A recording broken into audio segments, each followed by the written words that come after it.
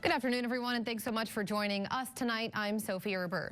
Republican lawmakers tonight going after media giant Twitter for blocking a post related to Democratic presidential nominee Joe Biden's son, Hunter Biden. But Democrats tonight pushing back against growing outrage, arguing the social media company was simply protecting the public from what they called potential misinformation, days out from a general election. Our Washington correspondent Raquel Martin has it all covered for us in our top story at 5. Quit censoring us. Missouri Republican Senator Josh Hawley is demanding answers after Twitter prevented users from sharing a damaging post about Hunter Biden. Most powerful corporations in American history are now trying to stop the news from reporting on the Joe Biden campaign. They're being protected by big tech. Twitter originally said it blocked the New York Post article because it contained potentially hacked or private information. Twitter CEO Jack Dorsey now admits the decision was wrong. Still, Republican senators are calling on Jack Dorsey to testify before Congress and say it's time to hold social media platforms more accountable. It is more urgent than ever. If you get discriminated against, if you get censored, allow them to sue Facebook. Allow them to sue Twitter. And I wonder if this is more about political theater than actually getting answers. Carl Zaba with NetChoice, a firm representing platforms like YouTube, Facebook, and Twitter, says he doesn't trust the federal government to regulate speech online. Are they really trying to regulate in ways that will help consumers, or mostly just in ways that will help their political aspirations? And while Democratic Senator Mark Warner agrees the law needs review, I think it's long overdue. he says Twitter was right to act. The story that's in question, there have been allegations made that it is the result of Russian disinformation, misinformation. The Senate Judiciary Committee will vote to subpoena Twitter's CEO next week. In Washington, Raquel Martin, KCAU 9 News.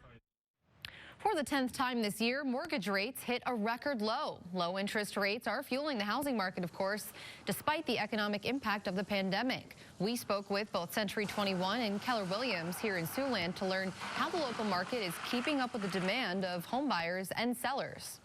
First day on the market, typically realtors and their buyers are lined up to show a house, and we're writing offers on the first day. Demand being as high as it is, now is the time, if you're seriously thinking about buying a house, if you go and view it, to be ready to make an offer.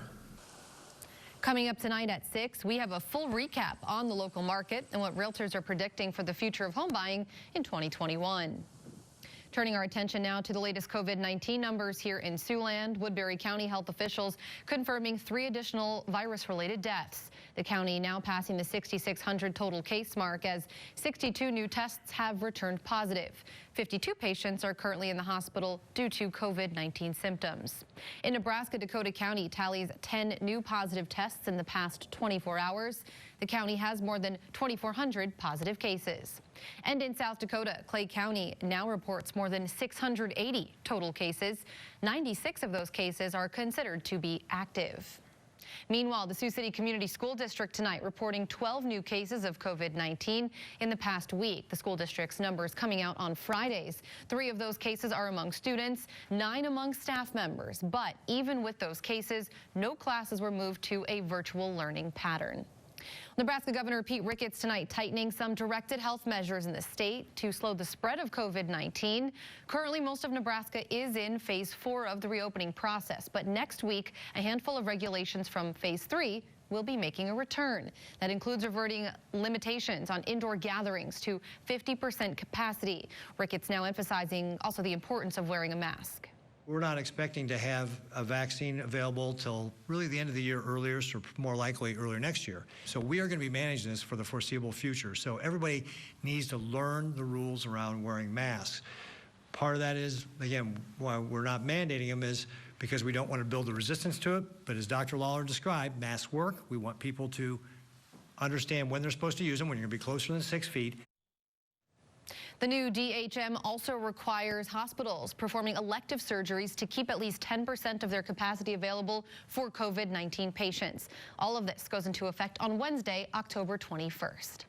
Time now for our first check on the weather this evening. Meteorologist Marcus Beasley standing by for us. Marcus, another crisp fall day, but we did see some sunshine, so that was nice. That's right, Sophie. Definitely on the cooler side once again today as temperatures, they stayed in the lower 50s for most of us today. We had sunshine earlier this morning, which was nice, but this afternoon we've seen clouds moving into the area. High temperatures today only reaching up into the lower to mid 50s at 54 in Sioux City and Lamar's today, as well as Yankton for your highs. 56 in Wayne, getting up to 52 in Orange City, as well as Cherokee, and Denison and Carroll both recording 54 degrees as their high temperature today. Overnight tonight, temperatures they will drop into the lower to mid 40s, so a cool night, but not as cold as what we've had the last couple of nights. We'll see 44 in Sioux City tonight, as well as Lamar's, 45 in Yankton, 43 in Wayne and Orange City, and overnight low in Cherokee, Spencer, and Storm Lake, 41 degrees. It does look like tomorrow is going to be comfortable temperature-wise, but we are going to see a cold front tomorrow night and into Sunday. That could be a little bit interesting. Details on that in the 9 on 9 forecast. Sophie? All right, we'll stay tuned for that. Thanks a lot, Marcus. Well, the Sioux City Public Museum tonight adding on a new exhibit this fall. Front and center, the legendary Johnny Cash, with photographs and memories of 2 journalists who were able to witness his historic concerts. The exhibit specifically focusing on Cash's 1968 performance at the Folsom Prison. The candid and personal photographic exhibition covers a critical juncture in Cash's career. We also have some music clips that are available for to play while you're looking at the photographs. And I think anybody that's a fan of Johnny Cash, country music, popular music in general will be interested in that. The museum also adding a Dia de los Muertos altar, highlighting Mexican tradition, this year honoring family members who died from COVID-19. In Nebraska news, the state Supreme Court tonight has rejected a challenge to a payday lending measure on the November ballot. Supporters of this measure gathering enough signatures to put the proposal to a vote on November 3rd. However, a lawsuit argued that when circulators gathered these petition signatures, they did not read the initiative's full objective statement to the signers. A Lancaster County District Court judge dismissing the challenge in September. The Nebraska Supreme Court today, though, affirming that district court's decision. If approved by voters, the measure would cap the annual interest rate on payday loans at 36%. Nationwide unemployment claims are on the rise tonight. The Department of Labor now says nearly 900,000 Americans have filed first-time claims just last week. The number of people collecting unemployment help dropped by 1 million, but it isn't clear if that's because they actually found new work, were recalled, or they saw their unemployment benefits run out. Here in Siouxland, unemployment claims are up in Iowa, but down in both Nebraska and in South Dakota. And if you're looking for a job here in Siouxland, we have some tools to help you out. It's called Sioux City Jobs. Just visit SiouxlandProud.com anytime. Click on the Jobs tab. COVID-19 isn't the only epidemic in the United States tonight. Substance abuse disorders affect millions of Americans, and now there might be a link between the two. With more, here's ABC News correspondent Elizabeth Schulze in today's Medical Minute. At first glance, one may not think that substance use disorders and COVID-19 go hand in hand. But a new study sponsored by the National Institutes of Health shows that people with substance use disorders may carry higher risks. Not only did people with substance use disorders more commonly contract COVID-19, but they were also more likely to experience serious complications. Risks of hospitalization and death from COVID-19 were all higher in those with substance use disorders. If you or somebody you know is struggling with substance abuse and needs help, call the free confidential national helpline at 1-800-662-HELP. Help is available 24 hours a day, 7 days a week, 365 days a year. With this Medical Minute, I'm Elizabeth Schulze, ABC News. One group of firefighters returning home tonight after answering the call of duty across state lines. Their story of battling the devastating California wildfires coming up. And it's looking like we're going to have a very pleasant Saturday, a light wintry mix chance Saturday night into Sunday morning, and next week looking very chilly. Details on all of that after the break. You're watching KCAU 9 News with Sophie Erber and meteorologist Marcus Beasley. This is KCAU 9 News at 5. Thanks for sticking with us to start your weekend, Marcus. Today, well, I won't call it one of the last days, but in a stretch of kind of crispy, somewhat sunny fall days, because I hear, and you'll get to this in your forecast, change is coming over the weekend. That's right, change is coming. Today, on the cooler side of things, tomorrow is going to be a pretty nice day here throughout Siouxland temperature-wise, so enjoy that bit of warmth because, as Sophie was saying there, it does look like we are going to see a stretch of cooler days next week. The view outside from the Ho-Chunk Center showing that we are seeing quiet weather out there. The flag not blowing around too much there, so we are seeing fairly quiet conditions outside. Clouds, though, increasing here throughout Siouxland right now, and that will continue throughout the evening. Temperatures right now are in the lower 50s. It's been a cool day all day long with temperatures in the low 50s. 53 currently in Sioux City, 55 in Wayne. Norfolk a little warmer at 57. Yankton currently at 54 degrees, 52 in Orange City, 51 in Spencer, as well as Cherokee, and 50 in Storm Lake. And as we head into next weekend, below average temperatures continue with our highs only in the low 50s. Wow, we started out above average, now we're below average, all over the place in October. Roller coaster. All right, thanks a lot, Marcus. Well, the Siouxland Tanzanian Educational Medical Ministries, or STEM, is making a few changes to their annual fundraiser this year. The 23rd annual Night of Hope event will be held both in person and virtually. The cause? To build a bridge between Siouxland and Tanzania by addressing spiritual growth, medical care, and educational opportunities. You can learn much more about this upcoming fundraiser on our website right now. The address there on your screen. Just click on this exclusive story on the digital content tab. Halloween getting closer every day now, and we have the perfect story for all your spooky dining needs. We take a trip inside a fascinating haunted house coming up, but first, for 34 days, a group of Texas firefighters have been working on the West Coast, helping fight the fires devastating the state of California. Why they're happy to be returning home next. 3 San Angelo firefighters returned home to Texas from California this morning after taking part in battling one of the biggest fires raging across that state. Mark Brown has more on their return. This morning, San Angelo Fire Department firefighters Jade Hughes, Travis Lee, and Santos Chavez returned from their 34-day deployment battling wildfires that have been devastating the state of California over the past few months. The fires went really good. It was a little chaotic at first, kind of getting adjusted to the steep terrain and the large trees that were dead and burning, and whenever we finally got adjusted to that, it went really well. There were several strike teams from Texas that helped fight the raging Creek Fire northeast of Fresno. This wasn't the first time a San Angelo fire crew has deployed to help fight fires in California. Part of the TIFMAS program, the department sent a crew to battle the Woolsey Fire back in 2018. It was controlled chaos. You know, everything was blowing up before we got there. It was a little better. It was very bad air quality, very thick smoke where you couldn't see very far. Hughes says the crew and the strike teams did their very best to help mitigate the situation. The California crews appreciated the assistance from Texas fire departments.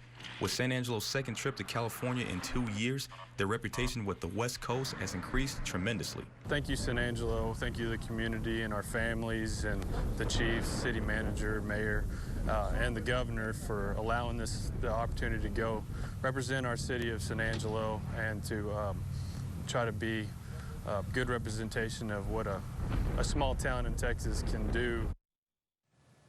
For some people, October is officially spooky season, and for those obsessed with Halloween, we take you behind the scenes of a frightening feast in the making. That's next, so don't go away.